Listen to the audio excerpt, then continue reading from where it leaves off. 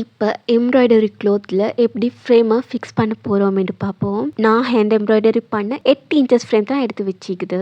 இதை விட சின்ன சைஸ் என்றாலும் ஓகே, பெருசாக ஒர்க் போட போகிறீங்கண்டா பெரிய சைஸ் என்றாலும் ஓகே. ஸ்டார்ட்க்கு எம்ப்ராய்டரி ஹூப்பை எடுத்துக்கோங்க.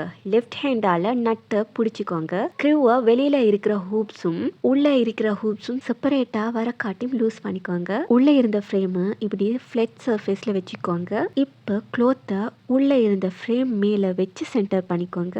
அடுத்ததா ஸ்க்ரூ இருக்கிற ஃப்ரேமை க்ளோத் மேலே இந்த மாதிரி வச்சுக்கோங்க. இப்போ மேலால இருக்கிற ஃப்ரேமை கீழே புஷ் பண்ணுங்க.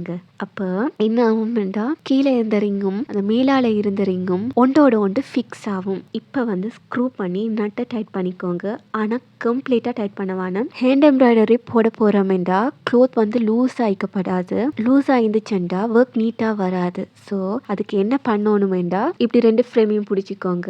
பிடிச்சி க்ளோத்தை நல்லா கீழ்ப்பக்கமாக இழுத்துக்கோங்க. இழுக்க போல கட்டாயம் இதை நோட் பண்ணிக்கோங்க. க்ளோத்தை இழுக்க போலையும் எப்படி இழுக்கணும் என்று சொல்லிக்குது. க்ளோத்தை பார்த்தீங்கன்னா லைன் சீக்கும். அந்த லைன் எந்த சைட் போகுதோ அந்த சைடுக்கு தான் நாங்கள் இழுக்கணும். எல்லா சைடும் க்ரோஸாக இழுத்தீங்கன்னா எம்ப்ராய்டரி க்ளோத்தை ஹூப்ஸ்ல இருந்து கலட்டி பார்த்தீங்கன்னா க்ளோத் இழுப்பட்ட மாதிரி இருக்கும். ஸோ இதை தடுக்கத்தான் நாங்கள் அந்த வீவிங் லைன்ஸை பார்த்து டைட் பண்ணணும். இப்போ நல்லா இழுத்து டைட் பண்ணிட்டு ஸ்க்ரூவாலையும் கம்ப்ளீட்டாக டைட் பண்ணிக்கோங்க. எந்த இடத்துலையும் சுருக்கம் இல்லாமல் பார்த்துக்கோங்க.